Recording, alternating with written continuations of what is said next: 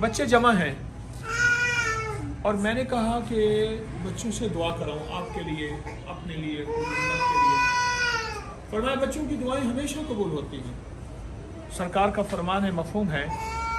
اگر بچے نہ ہوتے اور بے زبان نہ ہوتے تو ہماری خطاؤں کی وجہ سے ایک قطرہ پانی کا نہ اترتا اور زمین خشک ہو جاتی، انسان مر جاتے، زندگیاں تڑپ جاتی، اور بچوں کی دعائیں ہمیشہ قبول ہوتی ہیں۔ میں بچوں سے ایک دعا کراؤں گا، آپ نے بھی میرے ساتھ آمین کہنا ہے اور دعا میں لگنا ہے۔ اور کائنات کی سب سے بڑی دعا، جس میں دنیا کا پیکج بھی ہے، آخرت کا پیکج بھی ہے، جس میں دنیا کے مسائل کا حل بھی ہے، آخرت کے مسائل کا حل بھی ہے، کائنات کی سب سے بڑی دعا ہے، اللہم صلی علی محمد عبدک و رسولک وصلی علی المؤمنین والمؤمنات والمسلمین والمسلمات ربنا آتنا فی الدنیا حسنۃ وفی الآخرۃ حسنۃ وقنا عذاب النار ربنا آتنا فی الدنیا حسنۃ وفی الآخرۃ حسنۃ ربنا آتنا فی الدنیا حسنۃ وفی الآخرۃ حسنۃ وقنا عذاب النار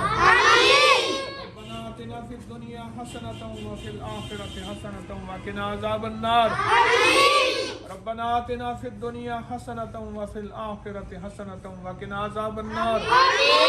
ربنا آتنا فی الدنیا حسنۃ وفی الآخرۃ حسنۃ وقنا عذاب النار ربنا آتنا فی الدنیا حسنۃ وفی الآخرۃ حسنۃ وقنا عذاب النار ربنا آتنا فی الدنیا حسنۃ وفی الآخرۃ حسنۃ وقنا عذاب النار وادخل الجنۃ مع الابرار یا عزیز و یا غفار یا رب العالمین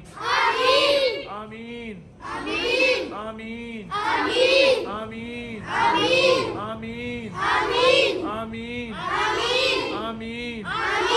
برحمتک یا ارحم الراحمین۔ بہت بڑا پیکج ہے، دنیا بھی آخرت بھی اسی میں ہے۔ دنیا کے سارے مسائل کا حل بالدنیا حسنہ ہے،